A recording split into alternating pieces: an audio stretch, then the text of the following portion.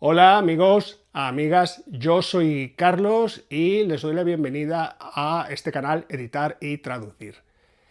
En el vídeo de ayer estuve hablando de ediciones en prosa de la Odisea y hoy toca hablar de las ediciones en verso.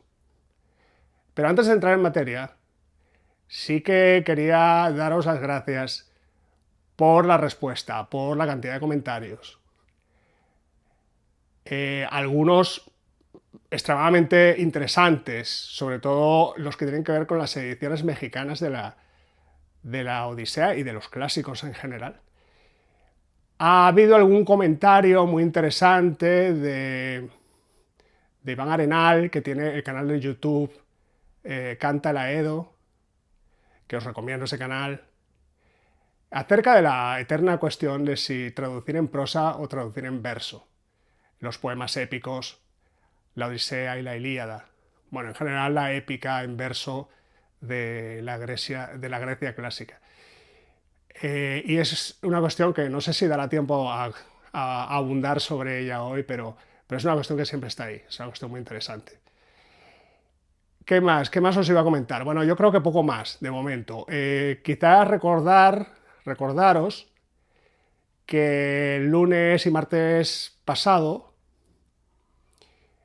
hice en Instagram un pequeño experimento, si se le quiere llamar de esa manera, una pequeña encuesta, que consistió en publicar 10 versiones de un mismo pasaje del canto 1 de la Odisea, del inicio de la Odisea, de hecho, para que la gente que se quisiera apuntar, los voluntarios que se quisieran apuntar, eligieran su versión favorita en prosa y en verso. O sea, de los 10 pasajes había 6 en prosa y 4 en verso.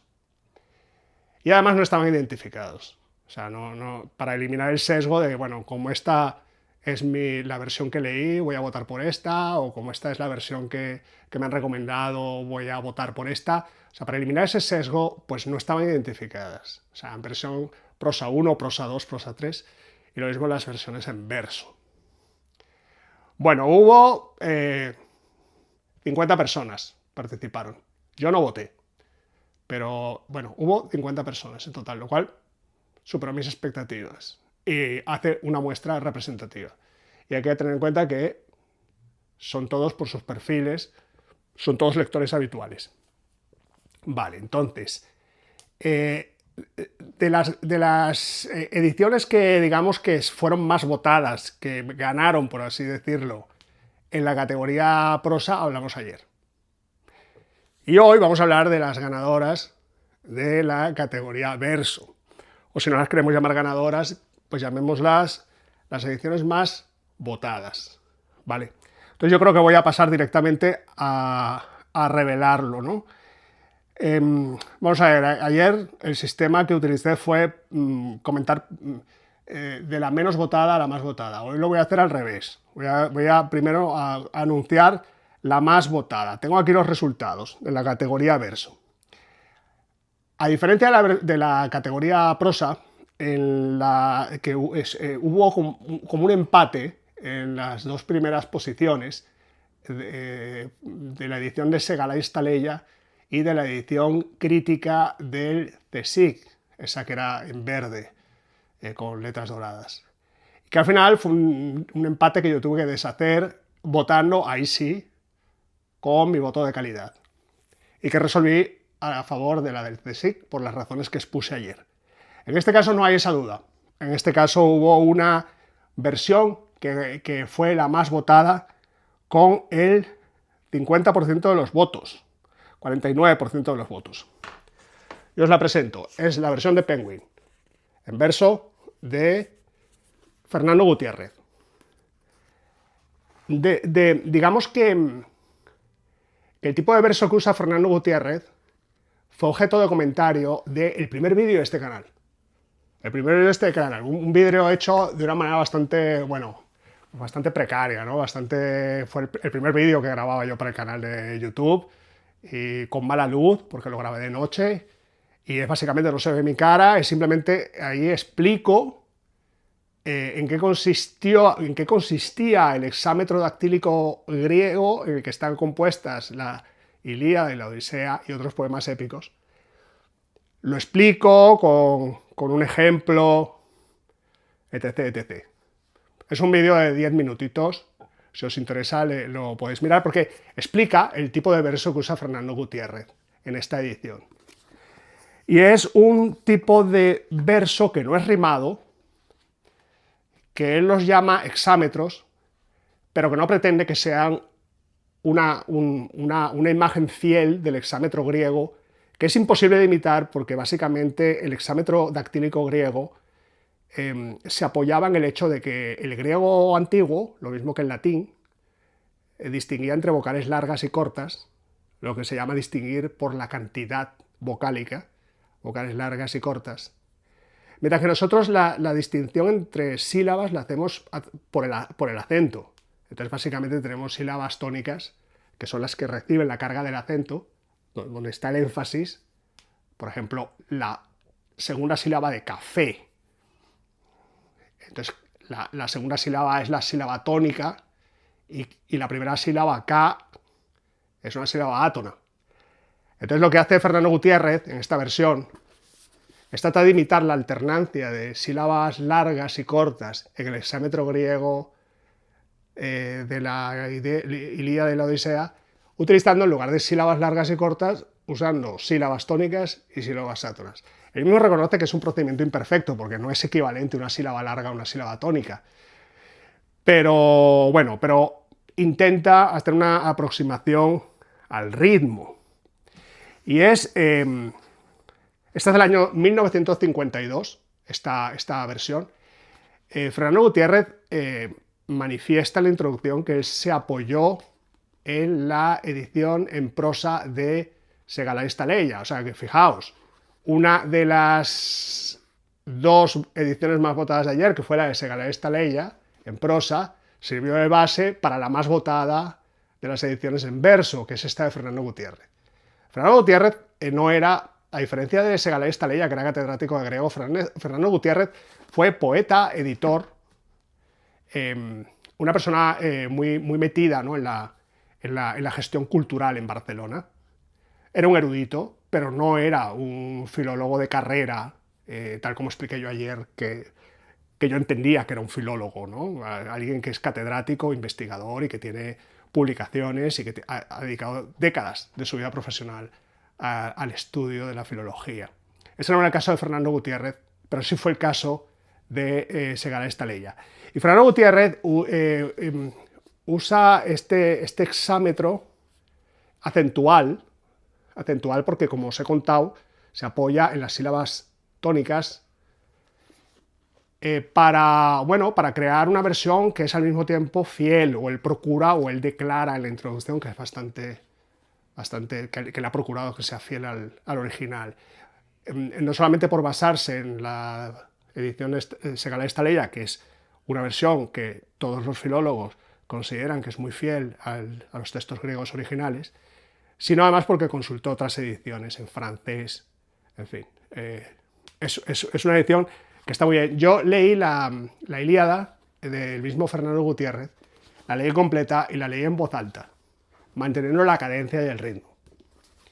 Y ya veremos después dentro de poco además, dentro de poco, que ese esquema acentual ha sido no ya criticado, sino caricaturizado por otro de los traductores, que fue el perdedor de esta ronda. Ahí vamos. Pero mientras tanto voy a presentar la segunda versión en verso votada, que es esta de Gredos de José Manuel Pavón, del año 82, o sea, 30 años posterior a la de Fernando Gutiérrez.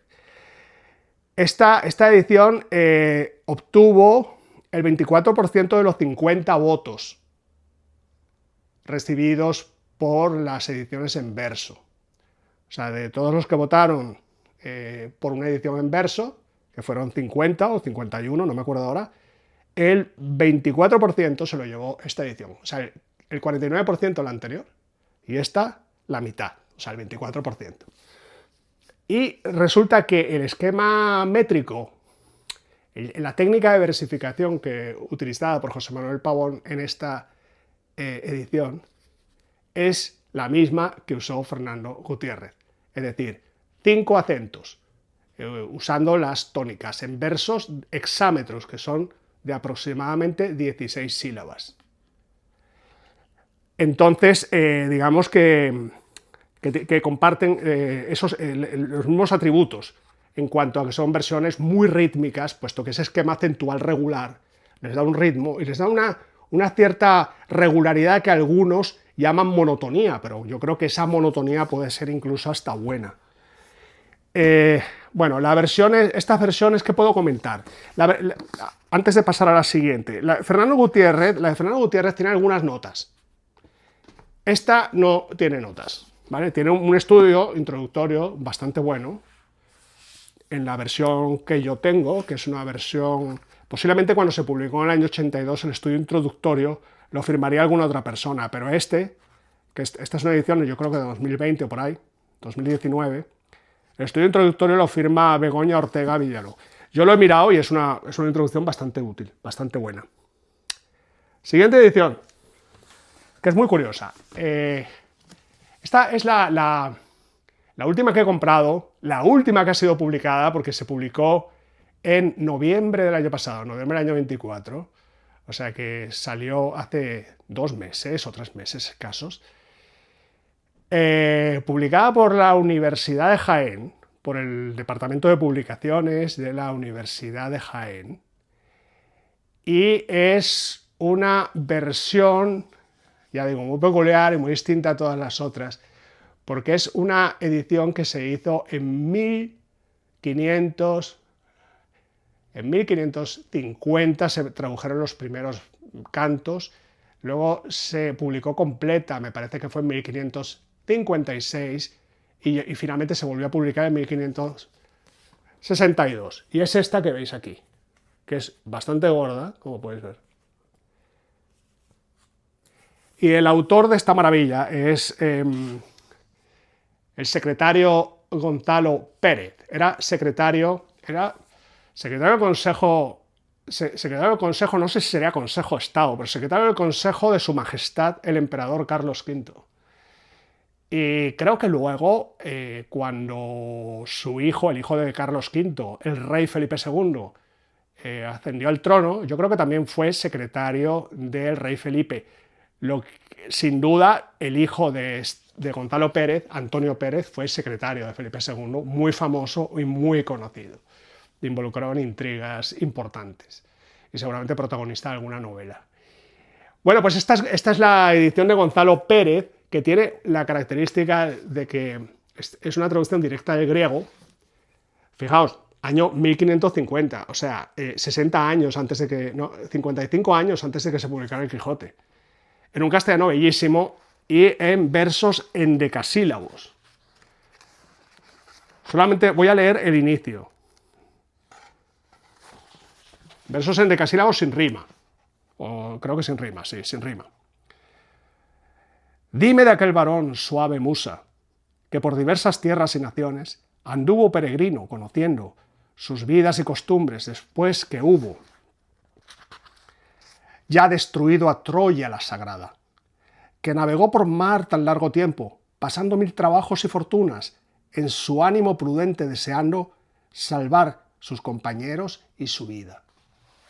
Bellísimo, y además se entiende perfectamente. O sea, salvo alguna palabra, se entiende perfectamente, lo cual es un milagro. Yo estoy seguro que los anglófonos, los hablantes de inglés hoy en día, versos en inglés del año 1550, estoy seguro que no se enteran de nada, sin ayuda de 3 diccionarios y... Vamos, seguro. Y esto se entiende perfectamente. Es muy bella, viene muy anotada porque es una edición crítica, o sea, es una edición muy trabajada, que ha mirado los manuscritos que se conservan los varios manuscritos que se conservan del original, los ha cotejado, los ha anotado, básicamente el editor, que se llama Juan Ramón Muñoz Sánchez, un filólogo. Vale, entonces esta es una edición que está muy bien, es cara. ¿Cuánto me costó? Me parece que fueron, no sé si 56 o 60 euros. O sea, que barata no es, pero pensadlo, porque está muy bien. Bueno, con lo cual, me estoy saltando una que no estaba en la encuesta, que no estaba en la encuesta esta, porque digamos que la he incorporado luego, justamente como decía al principio, por los comentarios que me habéis hecho algunos de vosotros, sobre todo de México. Y es la de Pedro Tapia Zúñiga. Pedro Tapia Zúñiga, que es de 2014.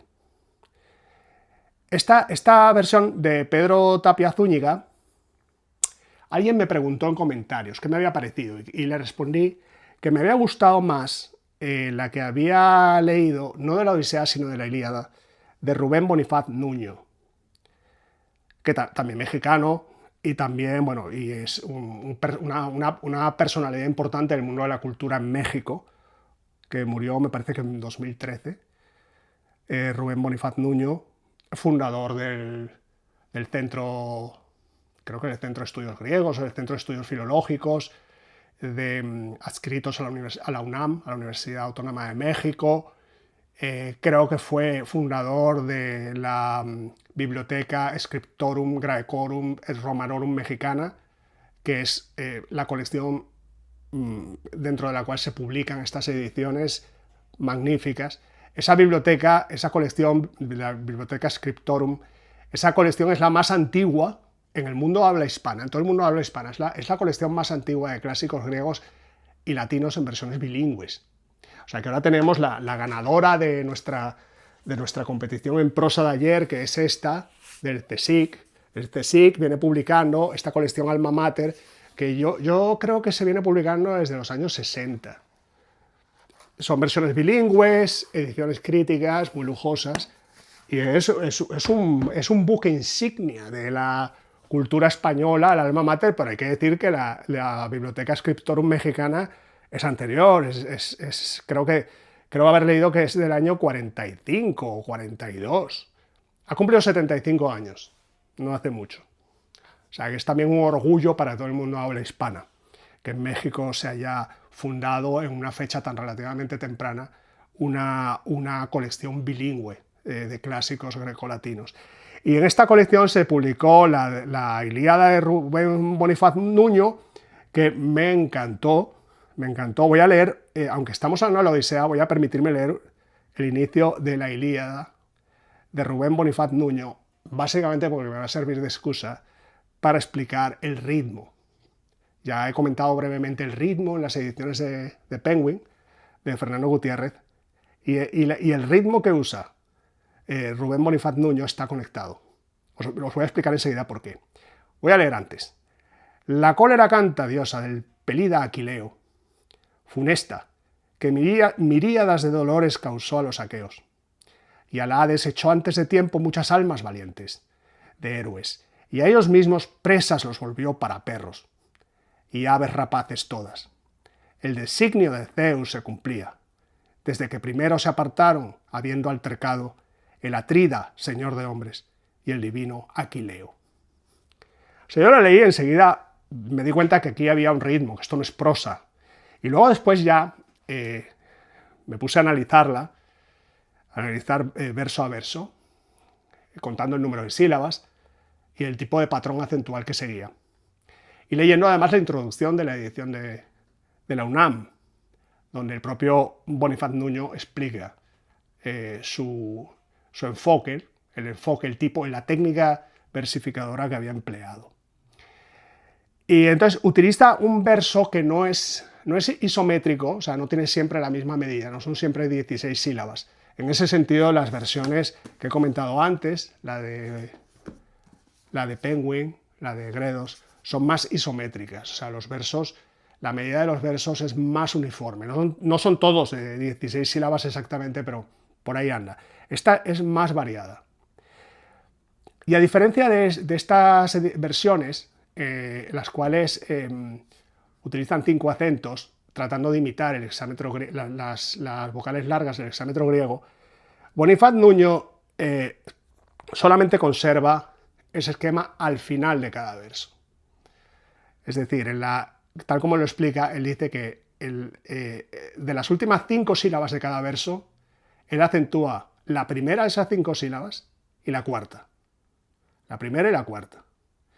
Y eso, explicado de otra manera, explicado en los términos en que están versificadas estas versiones de la Odisea de Penguin y de Gredos, sería como decir que lo que hace Bonifaz Nuño es conservar el penúltimo dáctilo de un hexámetro dactílico griego y el troqueo final.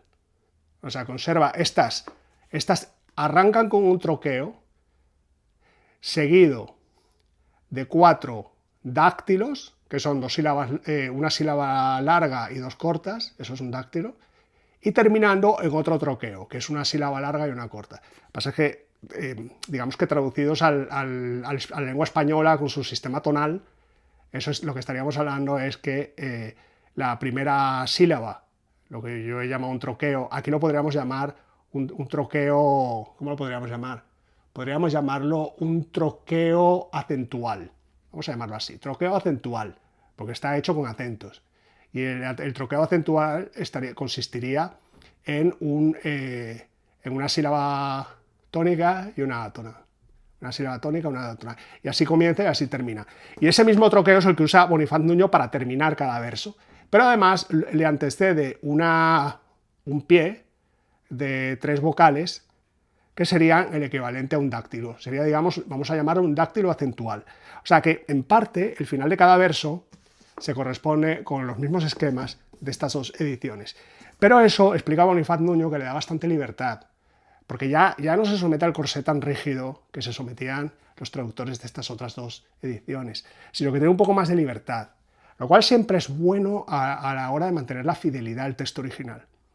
Entonces, al final, además, yo creo que es evidente, yo creo que el éxito, porque es un éxito esta traducción, el éxito de esta traducción está en que solamente cuidando las 5 últimas sílabas ya se nota que es una versión rítmica.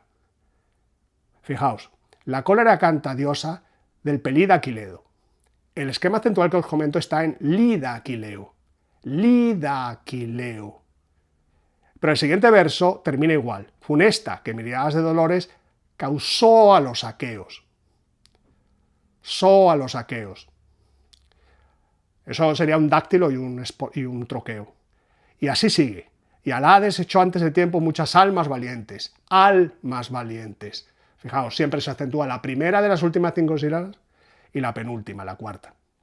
Entonces eso ya le da ritmo, ya queda... O sea, ya el lector no tiene ninguna duda de que esto, de la dicción de este texto, es una dicción poética. Vale, entonces, comentada esta. Bueno, no he enseñado, es que no tengo la portada de esta. Bueno, esta es la Ilíada. Esta es la Ilíada, pero lo que sí quería comentar era la Odisea de Pedro Tapia Zúñiga, porque Pedro Tapia Zúñiga, que explica en el prólogo, la introducción de su edición, que es de la UNAM, del año 2000, bueno, tiene varias ediciones, me parece que la primera fue 2014 y la segunda de 2015 o 2016, no recuerdo ahora de memoria, pero digamos que, bueno, 2014. Y explica en el prólogo que él se animó a abordar esta traducción de la Odisea a petición del anterior, de Bonifaz Nuño. Bonifaz Nuño le pidió, oye, mira, atrévete a traducir la Odisea, y se puso en ello. Bueno, entonces explica. No explica mucho su técnica de versificación, así que yo la he tenido que descubrir. Os voy a enseñar cómo. ¿Veis esto? Voy a acercarlo aquí a la cámara. Esto es un programa que te permite hacer un conteo de las sílabas, y además un conteo, un conteo poético, porque las sílabas poéticas tienen en cuenta las sinalefas, por ejemplo. O sea, 2 sílabas que hacen sinalefas se cuentan como una. Una sílaba final aguda suma 1 a la cuenta de las sílabas. Ese tipo de cosas. Bueno, entonces, Esto para tener una visión, digamos, gráfica de cómo estaban estructurados los versos de Pedro Tapia Zúñiga. Y resulta que Pedro Tapia Zúñiga he descubierto que sigue más o menos el esquema de Bonifaz Nuño. Es decir, no se ajusta a un hexámetro acentual casi perfecto como estas ediciones.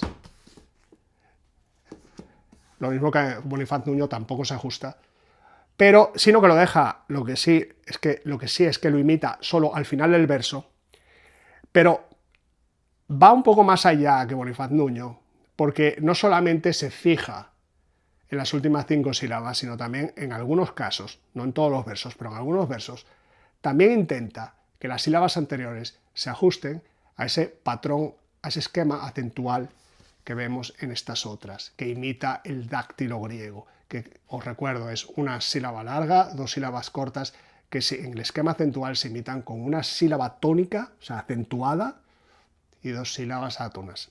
Entonces, Tapia Zúñiga lo lleva un poco más lejos, un poco no solo tan al final del verso, sino un poco más hacia el centro del verso. Entonces, fijaos el resultado. Voy a leer el inicio de la Odisea.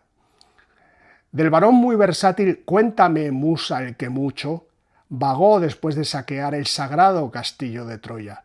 De muchos hombres vio las ciudades y supo su ingenio. Y él sufrió en su alma muchos dolores dentro del Ponto, aferrado a su vida y al retorno de sus compañeros. Mas ni así salvó a sus compañeros, aunque eso deseaba. Este es el único verso que no es verso. O sea, esto de mas ni así salvó a sus compañeros, aunque eso deseaba, esto es como si fuera prosa. No hay absolutamente ningún ritmo en él. Pero en los anteriores sí. Del varón muy versátil, cuéntame, eso es un dáctilo. Cuéntame, musael, que mucho es un esquema dactílico. Y el siguiente verso es igual. Saquear, empezaría en ar, que es una sílaba tónica, ar el sagrado castillo de Troya. Usa el mismo esquema. Vio las ciudades y supo su ingenio. Es una versión muy buena. Alguien comentó en el vídeo de ayer, me la recordó, yo no la había examinado ayer, bueno, sí la había examinado, la había leído, pero no me había dicho gran cosa. No me había dicho gran cosa y se lo comenté, fue la respuesta que le di a quien lo comentó, ¿no? Le dije, hombre, a mí realmente la que me ha impresionado es la de Bonifaz Nuño, de la Ilíada. Esta de la Odisea de Pedro Tapia Zúñiga está bien, pero tampoco me ha emocionado tanto como la de Bonifaz Nuño. Bueno, pues hoy ya la he examinado mejor y he cambiado de opinión. Es excelente versión de la UNAM, del año 2014. Bueno, por lo menos en este pasaje, que no... También tengo que decir que no he pasado del primer pasaje. Y esto es muy importante a la hora de valorar una traducción. Yo, que llevo ya bastante tiempo evaluando traducciones, no tanto de los clásicos griegos, sino de clásicos más modernos, me he llevado más de un chasco. Y de hecho, yo he aprendido que las traducciones del inglés y del francés, yo hago varias catas, o sea, cojo pasajes de varias partes del libro, y entonces, bueno, los comparo con el original y tal, y comparo con otras versiones, otras traducciones. Pero, o sea, yo he aprendido que la primera cata, que es la del arranque, esa es la menos fiable, porque es donde se esmeran los traductores. Los traductores se esmeran en la primera y en la última página. Entonces lo que hay que coger son catas, o sea, pruebas de pasajes de intermedios, ¿no? Bueno, entonces eso no lo he hecho con esta. Y además, como os comentaba yo ayer, yo no estoy analizando estas traducciones del griego de la misma manera que analizo una traducción del inglés, porque yo no tengo el dominio del griego que tengo del inglés. Yo tengo un conocimiento de griego clásico básico. Bueno, así que eso os puedo contar. Entonces, fijaos que yo he hecho bastante énfasis en la cuestión rítmica. Y quería brevemente, porque estoy en lo que yo hablo mucho y el tiempo se pasa, yo quería contaros brevemente por qué. ¿Por qué me gusta, por qué me entusiasman estas versiones rítmicas, o como la que he leído de Tapia Zúñiga y la Ilíada de Bonifaz Nuño? Porque yo creo que eso conecta con la con la tradición rapsódica de los poemas épicos. Fijaos, tenemos en la misma Odisea, tenemos dos aedos, que son personajes importantes, que son Femio, que está en Ítaca, en el palacio de Ítaca, y tenemos cuando finalmente Odiseo llega en el canto 5, creo, llega en el canto 5, Odiseo finalmente naufraga y es llevado por la tormenta a las playas de la isla de Esqueria, donde está el reino de Alcino. Y en el reino de Alcino tenemos otro bardo, otro aedo, que es de Módoco. Entonces, fijaos, voy a leer este comentario que está extraído de la introducción de esta versión en prosa sobre el papel de los aedos, o cómo hacían su trabajo los aedos. Y dice lo siguiente: los aedos entonan su canto en un recitativo melódico marcado por la cadencia rítmica del hexámetro y el acompañamiento de la forminge. Los embajadores encuentran a Aquiles cantando hazañas de héroes acompañados de la forminge, que es un instrumento que recuerda a la lira, pero bueno, no sé, tiene características particulares, como un precursor de la cítara. Es un instrumento, no sé si tiene 4 cuerdas o así, pero es un instrumento de cuerda muy básico que se usaba en la Grecia micénica.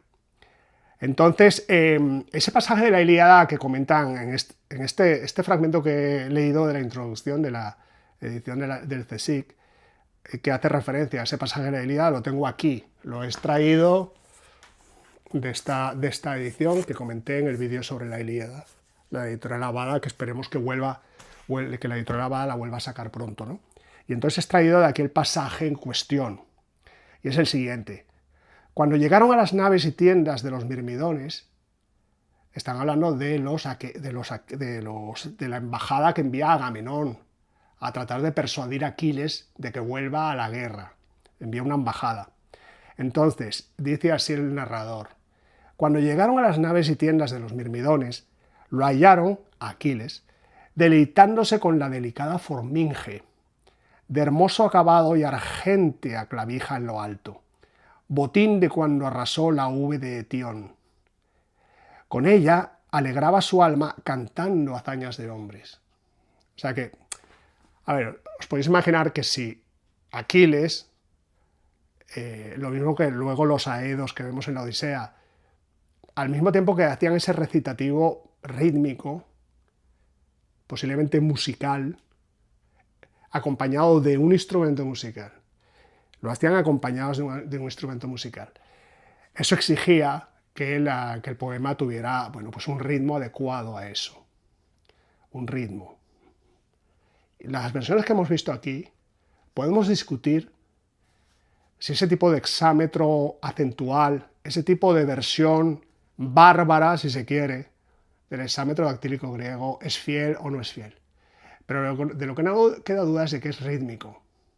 Yo ya digo que me he leído la Ilíada completa en este verso hexámetro acentual de Fernando Gutiérrez y es monótono, pero esa monotonía te mete dentro del libro, te hipnotiza, al menos a mí, aunque esto puede ser muy subjetivo, a otros les puede aburrir. Bueno, eso os quería comentar del ritmo y veréis que eso va a volver, lo voy a volver a sacar cuando hable de la última, y a ver si no me pierdo mucho, de las últimas de las ediciones en verso que fueron, que participaron de esa encuesta, de la encuesta de Instagram, y que fue la que sacó menos votos. Es esta. Esta hablé ligeramente de ella, brevemente de ella, ayer al final del vídeo, ya para despedirme.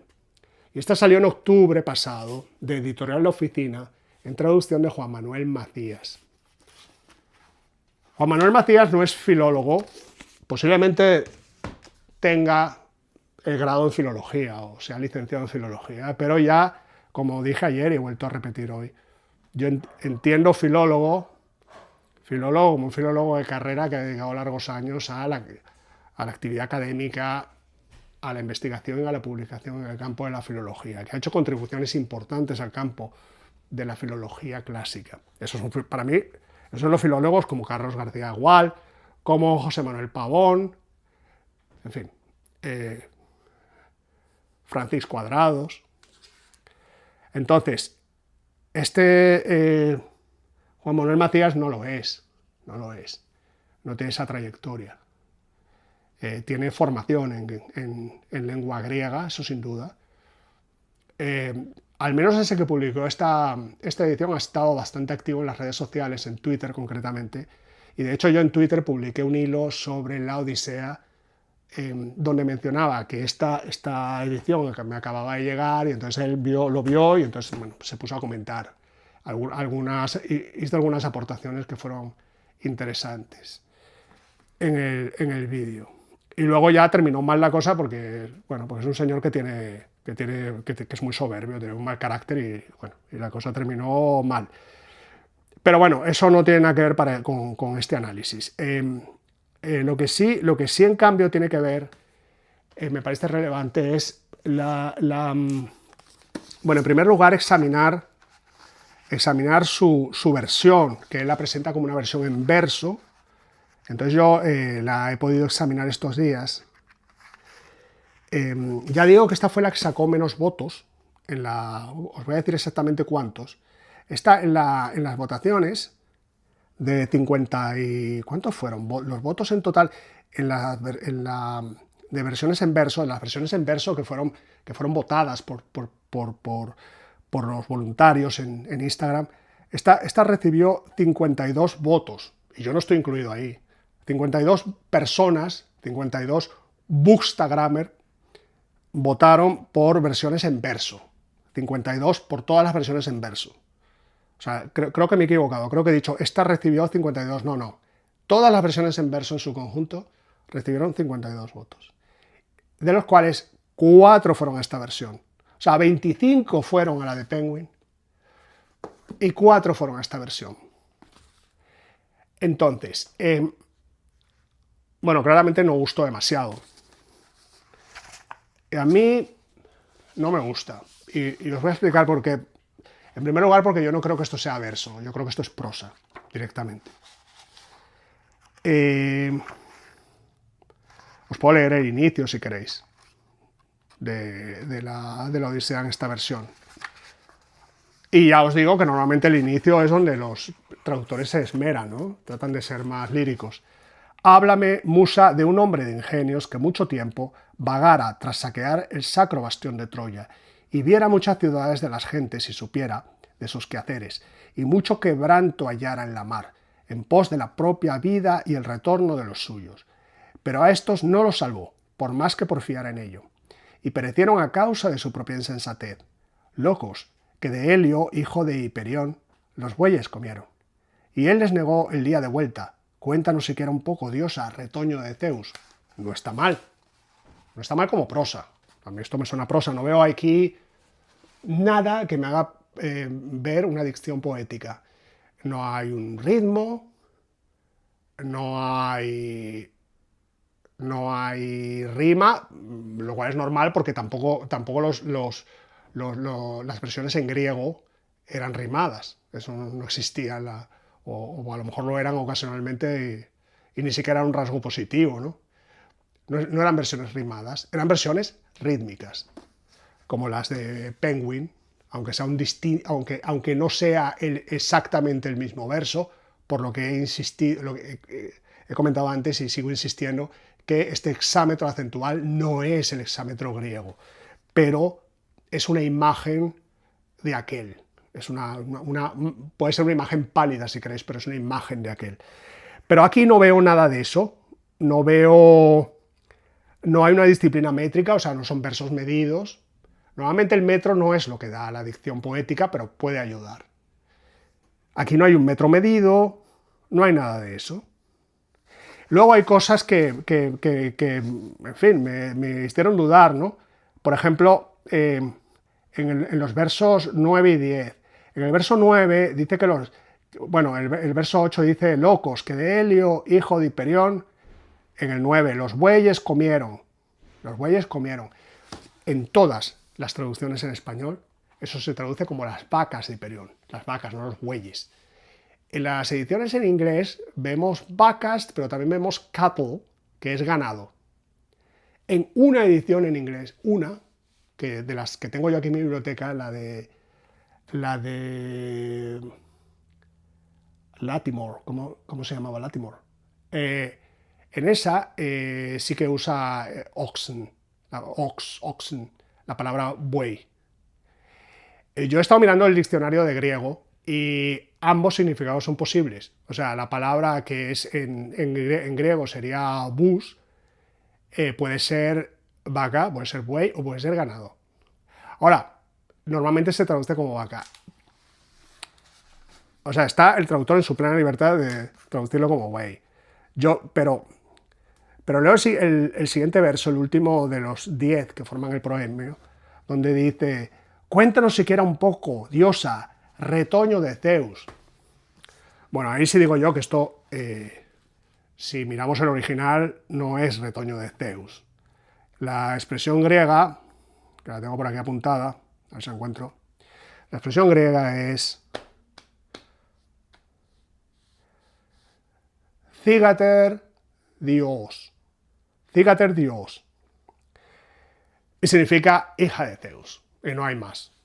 Y así lo traducen todas las traducciones que tengo yo aquí, que son unas cuantas, en español y en inglés, y otras que he consultado en formato electrónico.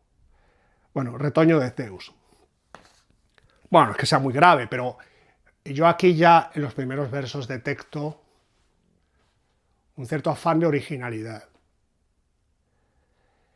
Que a lo mejor en pequeñas dosis no está mal, pero yo lo he visto en altas dosis, por ejemplo, en las traducciones que hace María Victoria Gallego y la hija de clásicos franceses, que yo he evaluado ya la Madame Bovary de Flaubert, he evaluado Bellamy de Guy de Maupassant, que ellas lo traducen el título, le cambian el título para, creo que Buen Amigo o algo por el estilo, y la de Proust, el primer volumen de los 7 que forman En busca del tiempo perdido, que también le cambian el nombre a En busca del tiempo perdido. Y un rasgo de ellas es, sobre todo la madre, María Victoria Gallego, que ya está muy mayor, es siempre buscar la frase, la palabra que no haya usado nadie y que impacte al lector. O sea, tú lees el francés y lees carta en francés y no traduce nunca, que no puede traducir carta, pues tiene que traducir un billete, una misiva, no sé qué, amorosa, o tiene que buscar algo que la haga destacarse, y además luego lo cuenta, ¿no? Cuando la entrevista, no, es que yo estuve 3 días dándole vueltas y de pronto, chachán, se me ocurrió esto. A mí yo creo en los que dicen que el traductor debe ser invisible. O sea, no debe competir con el autor, no debe intentar utilizar la traducción para crear su propia obra. Entonces, esto es lo que vea una lectura, una simple lectura. Lo que pasa es que lo que me terminó de predisponer contra ella fue leer el prólogo, ¿vale? O sea, fijaos, creo que es importante comentar, saber cómo habla, lo dije ayer, Carlos García Gual, en la introducción de su versión en prosa, es una introducción que ayuda al lector, es muy informativa, pero además muy, muy elegante y muy considerada hacia otros traductores, muy respetuosa y muy humilde con respecto a su propio trabajo, que yo creo que son cualidades positivas. Entonces, fijaos, yo creo que puede ser interesante que lea lo que además comentó de estas Carlos García Gual, un gran helenista, comentó de versiones como esta, por ejemplo, ¿no? Y dice lo siguiente: de 1910 es la primera traducción directa en prosa de la Odisea, la de Luis Egalay Estaleya, que comentamos ayer. Que además me cometí un error en el vídeo, porque dije en 1908, que fue cuando salió la Ilíada, y es 1910, el año en que se publicó su primera versión de la Odisea. Luego la revisó en 1927. Pero sigo. Carlos García Gual dice que de 1910 es la primera traducción directa y en prosa de la Odisea de Luis Egalay Estaleya, que un par de años antes había publicado la de la Ilíada. La versión marca un hito por su fidelidad extremada al original y su excelente estilo, cosa que es verdad. Es una buena muestra del mejor oficio filológico y la sensibilidad literaria de Segalá, catedrático de lengua y literatura griega en la Universidad de Barcelona. Bastantes decenios después han aparecido otras dos excelentes traducciones de la Odisea. La de José Luis Calvo, publicada en Cátedra en 1987, que también la comenté ayer. Y una cosa que olvidé comentar porque dije que sustituía mucho las conjunciones copulativas, que además me cometí el error de llamarlas copulaciones, conjunciones copulativas. Las sustituye por conectores un poco más elaborados, ¿no? Expresiones o sintagmas que facilitan la narración, ¿no? Eso fue lo que comenté de esta, pero olvidé comentar otra cosa, que yo creo que es importante para algunos lectores. Esta edición de Cátedra, elogiada aquí por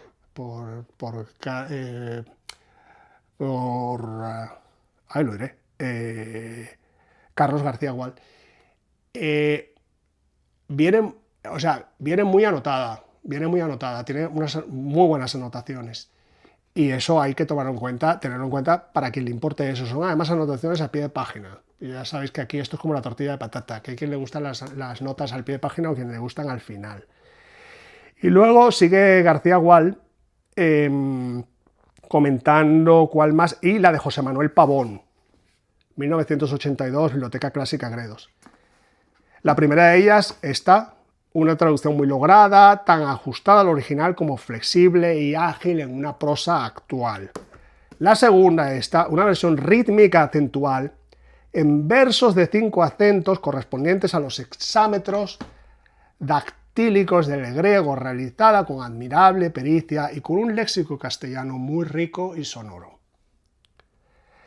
Y habla de una de la que me han hablado mucho y me han preguntado, que es la versión en catalán de Carles Riba. Mucha gente me ha preguntado por ella, yo no la conozco porque además yo no, la conozco de oídas y de leída, pero que no la he tenido en mis manos y no la he leído porque yo no leo catalán. Pero es una versión que dice aquí Carlos García Gual. El gran poeta y helenista barcelonés tradujo 2 veces el texto homérico, con intenso sentido poético y gran fidelidad al original. En su prólogo a la versión definitiva, Riba defiende con gran claridad el empleo de hexámetro acentual. El hexámetro acentual es el de esta y el de esta. Yo lo he llamado antes hexámetro dactílico acentual. Ese hexámetro acentual que usa las sílabas tónicas, entonces es defendido por Riba, por sus sonoros reflejos de estilo épico, y su traducción es el más conseguido ejemplo de esa lealtad poética. Y finalmente Carlos García Gual habla de la suya. Dice, sobre la traducción que ahora presento, la suya, diré muy pocas palabras, pues prefiero dejar a otros los comentarios críticos. Tomad nota para cuando hablemos del prólogo de esta. O sea, fijaos qué caballero. Yo eso dejo a otros que hablen de mi traducción. Anoto simplemente que, como percibirá el lector, he tratado de ser constante y transparente al original en fidelidad, conservar las expresiones formularias, que son estos epítetos de los que hablábamos ayer, ¿no?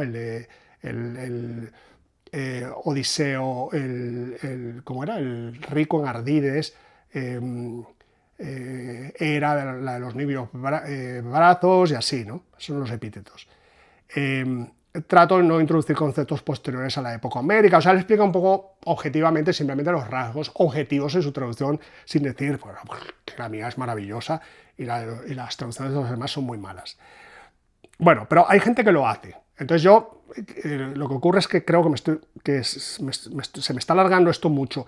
Yo iba a hablar porque me parecía interesante, porque ayer me parecía interesante hablar de esto de los prólogos en las introducciones y de cómo dejan ver un poco la filosofía de traducción que hay detrás del autor, del autor de la traducción. Los rasgos que definen su traducción, etc., ¿no? Entonces lo apunté ayer en esa guía de 7 puntos para evaluar una edición de un clásico, incluso sin saber la lengua original, ¿no? En cosas que nos podíamos fijar o cosas que podíamos hacer. Una de ellas era leer la introducción. Yo tenemos este modelo de, digamos, de presentar la traducción propia y de hablar de la traducción de los demás, que es el de un caballero como García Agual. Y tenemos el otro extremo, que es este señor llamado Ramón Irigoyen, que es un hombre que ha traducido clásicos como en este caso Prometeo encadenado de Esquilo, ha traducido del latín la poesía de Catulo, ha traducido del griego moderno, bueno, o dice él que ha hecho una traducción directa del griego moderno de los poemas de Cavafis. Que yo en una de mis publicaciones de Instagram, o en dos incluso, creo que dos publicaciones de Instagram, hago una comparativa extensa de varias ediciones y traducciones de Cavafis, que es un poeta que me gusta mucho. Este tradujo a Cavafis, y en su traducción de Cavafis hizo lo mismo que en la traducción de Prometeo, que básicamente tenía aquí unos pasajes para leerlos, pero bueno, voy a leerlos, aunque me lleve un par de minutos. Por ejemplo, en la introducción de la traducción de Esquilo, el hombre dice, bueno, que de pronto se le apareció un ángel, está de cachondeo luego con lo del ángel, ataviado con una gorra de jugador de béisbol, y me dijo, no te preocupes tanto por el original de Esquilo, el original griego que voy a usar para su traducción, sobre el que los helenistas no se ponen de acuerdo. Déjales a ellos que se centren en el original griego y tú dedícate a la traducción al castellano, que es un asunto que a los helenistas, con las excepciones que no cuentan, se la suda. O sea, usando ese lenguaje. O sea, que digamos que aquí hay un elemento que yo he visto en este, que es, digamos que es seguir la estrategia siguiente para defender sus traducciones. La estrategia consiste, primero, crear dos bandos. Están los filólogos clásicos de un lado, que son una gente, en fin, son caricaturizados, ¿no? Como gente de una mente cuadriculada, preocupado por cosas, por detalles irrelevantes a efectos de una traducción, y que no saben escribir en castellano. Y no tienen oído para la poesía. O sea, esa es la caricatura que crean. Y de este lado estoy yo, quiero decir, el traductor, que no me preocupan esas tonterías, y que lo que me preocupa es lo que me tiene que preocupar, que es las cosas elevadas, ¿no? Que es el oído, que esto suene a poesía, que esto tenga una elevada altura literaria, que tenga una estupenda prosodia castellana, etcétera, etcétera. Entonces, lo primero es que crean ese bando. Lo segundo es atacar las traducciones al contrario, ridiculizarlas, caricaturizarlas. Esa es otra característica, que lo hace también Ramón Irigoyen en su traducción de Esquilo y también en las de Cavafis. Y luego, finalmente, justificar las suyas. Aquí, por ejemplo, este hombre dice que él para su traducción de Prometeo ha hecho una apelación alegre al riguroso verso libre, porque intenta ser gracioso también, ocurrente, ¿no? Para la traducción de versos griegos nada me parece más recomendable que el uso del verso libre.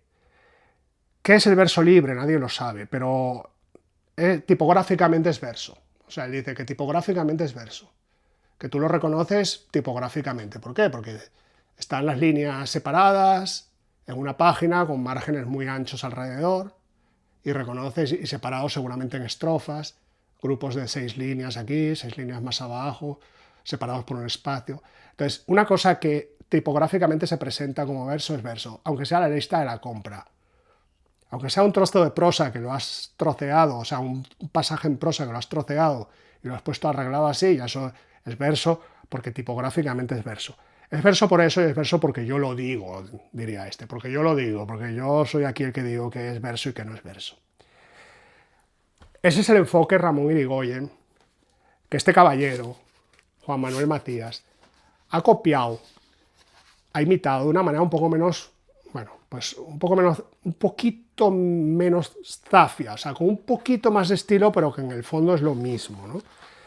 Entonces, básicamente, en el prólogo de esta traducción dice lo siguiente, al principio del prólogo. Dice, tengo dicho alguna vez que no hay peor pecado para un traductor que el de la previa justificación. Y esto es como esa gente que te dice, que les invitan a una conferencia y te dicen, seré breve, y ya te puedes preparar a estar ahí 2 horas sentado. Pues esto es lo mismo. Tengo dicho que no hay peor pecado para un traductor que de la previa justificación. En su prólogo, tras decir esto, dedica más o menos la mitad del prólogo, te parece que lo va a cumplir, porque le dedica lo siguiente es una especie de ensayo sobre la Odisea que escribe en un tono que él procura o él cree que es un tono literario elevado a la altura de un Borges, en un lenguaje muy abstracto, que es como una mezcla de Borges con el oráculo de Delfos, que como sabéis el oráculo de Delfos hablaba en frases tan crípticas que luego después tenían que ser interpretadas, ¿no? por los expertos. Bueno, pues igual, ¿no? O sea, nos habla de la Odisea, pero no, por supuesto, no como usted, oyente, o como yo. No, de una manera mucho más elevada y más abstracta, la Odisea. Y luego ya después sí entra en materia. Eso de lo que no iba a hablar, que era de su traducción, ahora empieza a hablar de su traducción. Y bueno, empieza, por supuesto, cargando contra los filólogos, ¿no? Filólogos que son gente que, en fin, que están en su laboratorio y que no saben nada. Y luego dice que el enfoque que él ha seguido para su traducción, ¿no? Dice, nos resulta grosera, habla en plural como el Papa y como los reyes, nos resulta grosera, en efecto, esa noción de la creación poética reducida a un acto de adaptar un contenido a un enunciado. Bueno, todo esto es retórica para decir que lo que hace yo creo que su adversario principal es este. Porque yo por los comentarios que hacía en Twitter, yo creo que esta ni la conocía. Creo yo que, bueno, no lo sé, yo igual sí, pero yo creo que este es su objetivo. O sea, esta, la de Gredos, es su rival.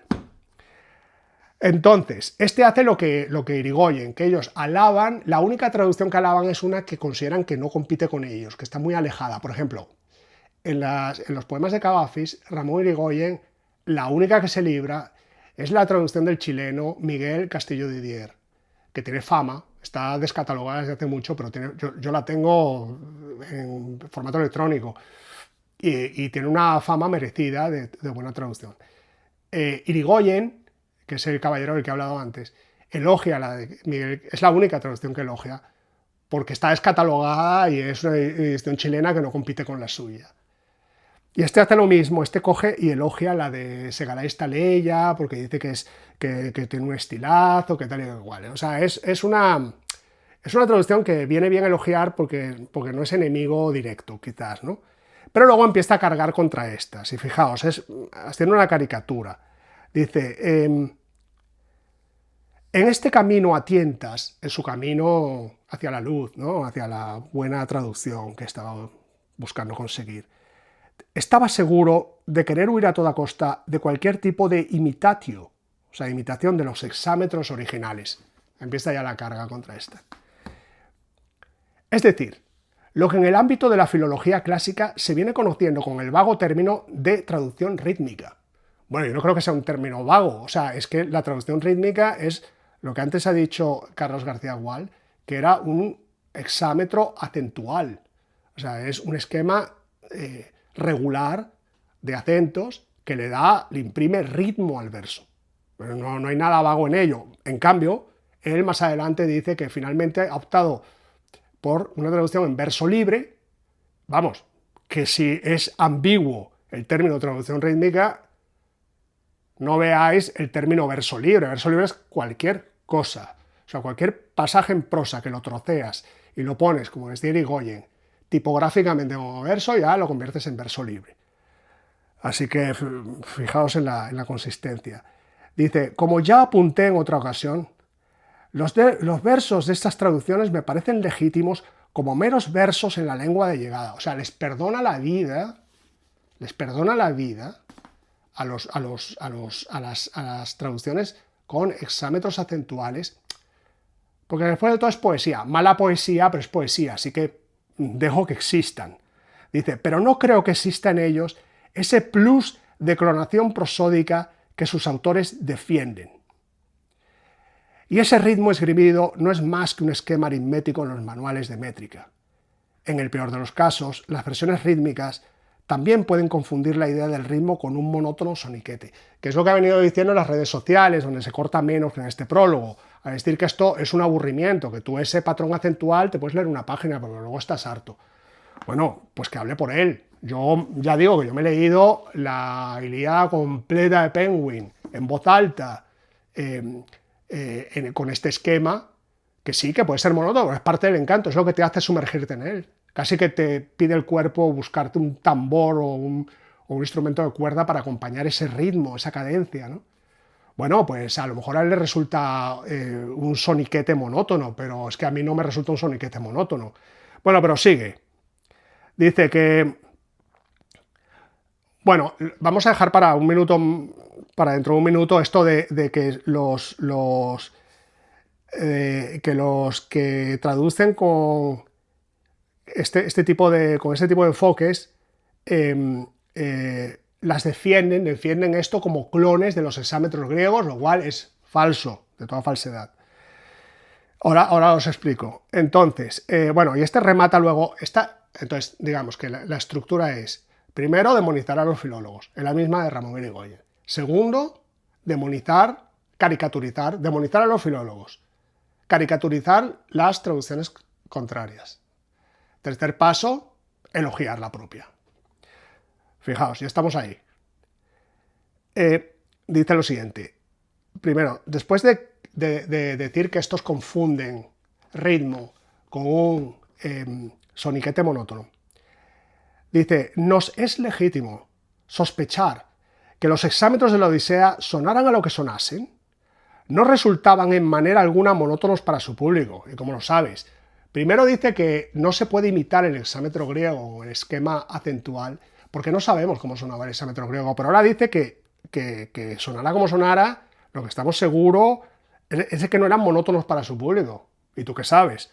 A lo mejor no eran, a lo mejor el público era como yo, que nos encanta lo que llama monotonía. A lo mejor eso era parte de la gracia, ¿sabes? Acompañado con un instrumento musical, como lo hacía Aquiles con la forminge. Bueno, dice que entonces el público, que más bien, que todo lo contrario, el auditor de aquellos versos, antes bien, recibiría una grata multiformidad, a la vez que descubría un ritmo subyacente que vertebraba el discurrir del poema. Bueno, aquí ya nos ponemos un poco cursis y seguimos con como el sonido de la lluvia en el tejado o el rumor del viento o del mar. Los versos de mi versión de la Odisea pretenden sostener ese vaivén.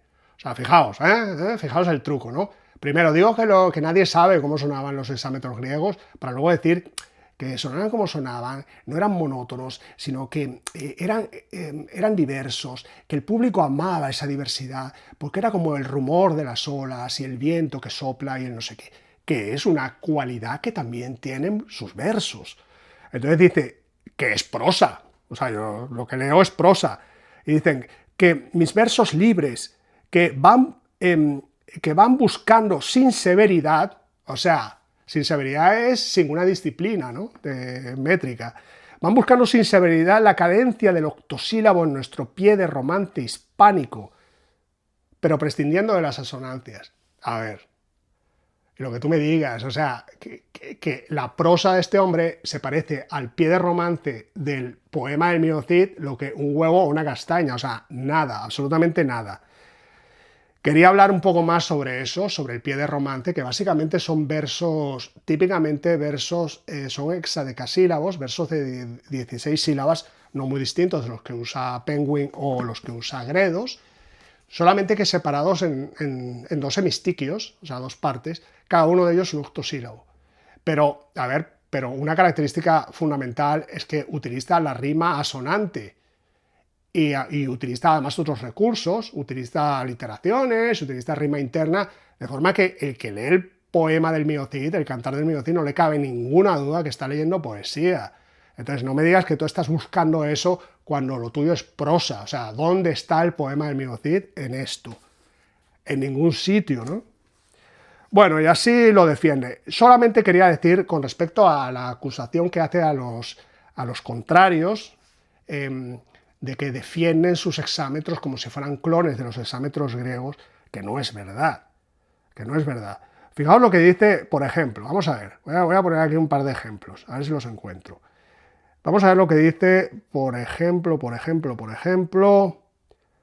esto me parece que es Alfonso, me parece que esto lo dice, no, esto lo dice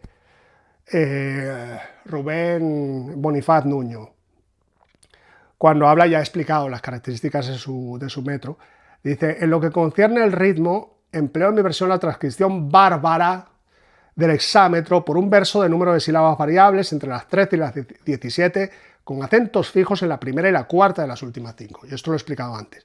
Pero fijaos que el propio Bonifaz Nuño no dice que sea una imitación del hexámetro griego clónica, como acusa este hombre, sino que dice que es una transcripción bárbara del hexámetro. Fijaos lo que dice al respecto, a ver si lo encuentro, lo que decía al respecto el propio Fernando Gutiérrez, el de esta traducción. Ahora no tengo yo eso. Dice lo siguiente. Esto dice Fernando Gutiérrez, acusado por parte de ¿cómo se llama? De Juan Manuel Macías, acusado de ser uno de los que defienden que esos hexámetros acentuales que él llama monótonos y tal, son un clon de los hexámetros dactílicos. Esa es la acusación. Fijaos lo que dice Fernando Gutiérrez en la introducción. La imposibilidad de adaptar a nuestro idioma el hexámetro griego me ha hecho elegir un tipo de verso que no está demasiado alejado de nosotros y que, vagamente quizás, suena a hexámetro.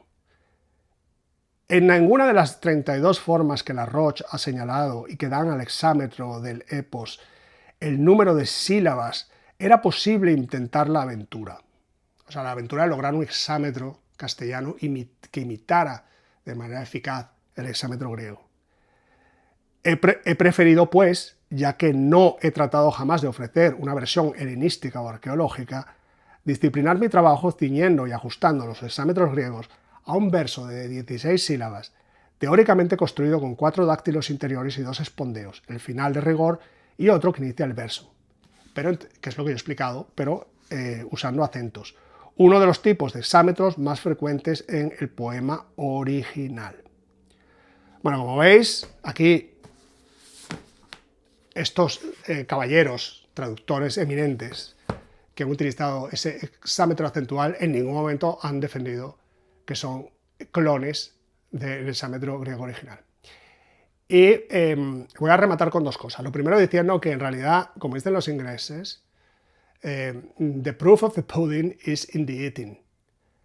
O sea que a mí cuéntame todo lo que tú quieras sobre versos libres que se mueven como las olas del mar y hexámetros acentuales monótonos y cansinos, que al final somos nosotros, los lectores, los que vamos a leer esto en voz alta y vamos a decidir.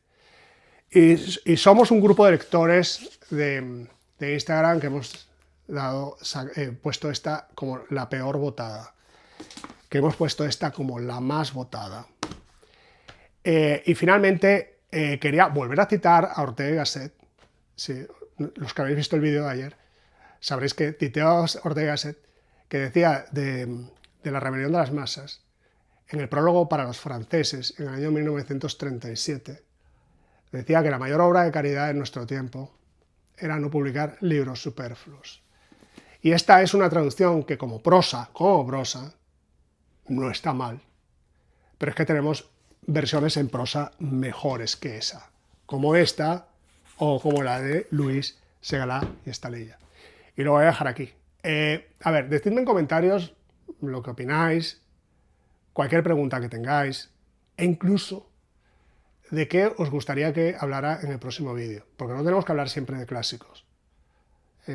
Yo he estado, os puedo contar que yo he estado recientemente investigando ediciones en inglés y en español del Retrato de Dorian Gray, de Oscar Wilde, de Frankenstein, de Mary Shelley.